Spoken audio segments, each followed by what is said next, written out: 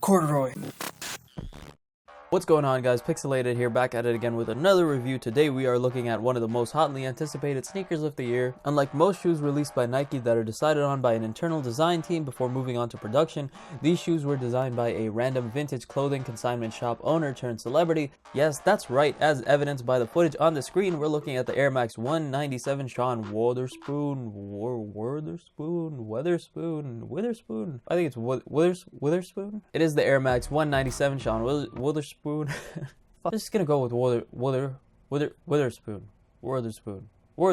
Anyways, we're looking at the Air Max 197 Sean Wotherspoon Vote Forward. Now, before we get started, feel free to like or subscribe anytime during the video if you enjoy it. It helps me out a lot and allows me to create more content for you guys. Continuing on, there's a lot to unpack here, so let's get started on how this shoe came to be. The shoes have Vote Forward in their title because this design was voted on by many people last year on Air Max Day, which is March 26th. In 2017, Nike chose a dozen creatives, or revolutionaires as Nike called them, to create mock Air Max designs in a contest held by them known as Vote Forward, with the possibility of their design being put into production by Nike if they win.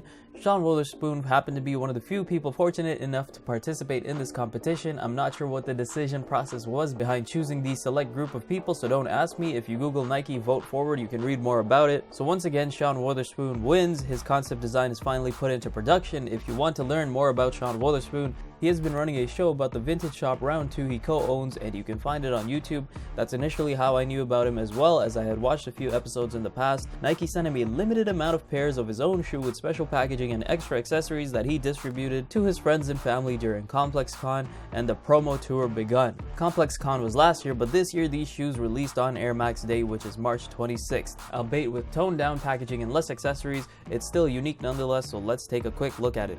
Here's the box. We have the legacy red box that Nike Air Maxes come in, with the Nike Air logo overlaid with the corduroy design similar to the shoe. My box got a little messed up during shipping. You can see it's got a little scrunch to it. Open it up and there's text on the inside that says "More Air" and basically explains the whole idea of the revolutionaires as I explained to you. Once again, overlaid with corduroy print, Nike tissue paper, and bam! There's the main event, the Sean Wotherspoons and some extras, which we'll get into in a bit. I pretty much struck out on all raffles, and every online drop went faster than I could click checkout on any shoe site, but fortunately a Canadian boutique dropped them online at a random time and I was somehow able to check out. It was literally my last hope and it came through. Otherwise I would have been left empty-handed. Thankfully I didn't though, so now I can give you this juicy review. The shoe has the upper of the Air Max 97 and it evidently has a lot going on. The entire upper is made of pretty much multiple layers of corduroy, approximately 1, 2, 3, 4, 5, 6, 7 layers of corduroy, all going in different directions. Even the heel and pull tabs are made of a light blue corduroy, potentially being the 8th layer of corduroy on this shoe if you consider it a layer.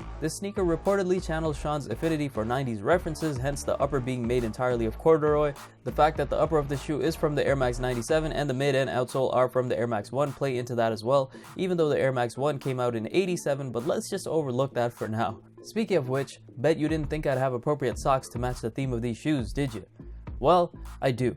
The different colors of the corduroy include brown, dark green, purple or violet, light blue, pink, gray, and yellow. These are all colors you'd most commonly associate with the 90s, but the most notable color here is the yellow. Not only does it make up most of the upper, including the tongue, but looking back at 90s trends, you'd most often see corduroy in that yellow tone or something similar to it. I actually owned a pair of corduroy pants in university. They were beige, so they didn't stick out as the yellow does on this shoe, so it's not like you couldn't wear it anymore, you just had to find the right style. Mine were made by Levi's, so they actually had a more modern cut to them, but if you've never worn corduroy, they are warm. Those Johns got hot pretty damn quickly and left my thighs in sweats. Hopefully the shoes don't continue that trend, but continuing on, you have rope laces in the same yellow with one gold metal lace tip and one silver metal lace tip on each shoe. You then have this detachable Velcro wave patch on the tongue of the shoe, which is another ode to a 90s trend.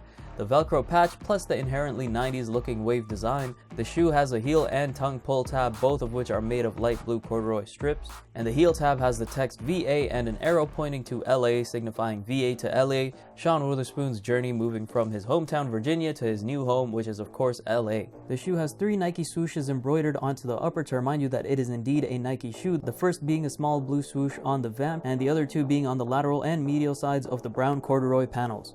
The insole of the shoe is that washed light blue once again and is made of this felt material, very 90s-esque. It has the happy face swoosh that came as a patch with the friends and family pairs.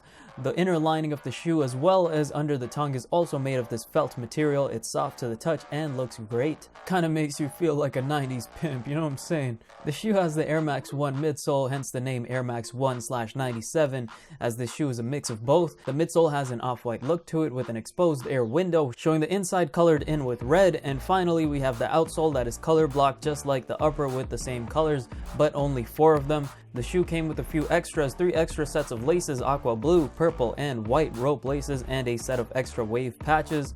You know, in case you lose your other ones, you irresponsible little Normally, I would show you guys different laces in the shoes, but honestly, it was way too cold this day and I forgot my jacket, so I could barely feel my hands as it was. Plus, I was running out of daylight. As for sizing, I went half a size down from my true to size. I'm a true to size 10, and these are a size 9.5, and they fit great. There really is no discrepancy here. I heard a lot of people say these fit big and to go half a size down, so I went ahead and did the same thing, and it worked out great for me. I had one Haven employee telling me these fit true to size AF, and they definitely wouldn't fit at half a size down, but look where I'm at now, cause imagine I listened to him and got my true size. I think the main reason for this is whenever Nike uses unique materials for their shoes, like this corduroy for example, they tend to gut out the rest of the shoe and just create a thin inner encasing to house these materials just to make sure it holds shape, doesn't collapse and look silly, as opposed to traditional leather panels where the leather panels would generally be thicker and probably have multiple layers. I noticed this with the Kith X Chimera Air Pippin 1s I reviewed as well.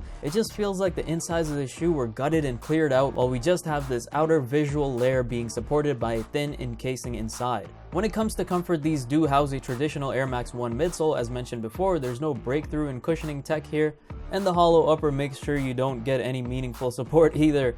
These really are just a classic sneaker. They're not uncomfortable by any means, but don't expect anything exceptional when it comes to comfort. Style, art, sentiment, and sneaker history are the leading qualities of this sneaker right here. If you have a penchant for 80s or 90s trends in fashion and culture, these shoes are for you. Although they sold out hella quickly and the high aftermarket prices seem to be holding, typically hype Air Max shoes that release during Air Max Day or Air Max Month will see a dip in prices once the Air Max Day hype is over, but something tells me we're going to see nothing like that with these. If you took anything from this video, please hit that like and or subscribe button. What did you think about this unique collaboration between Nike and Round 2 co-owner Sean Wotherspoon? Is it worth the hype or is it overrated? Let me know in the comment section below. Catch you later. Pixelated is too hot in his corduroys.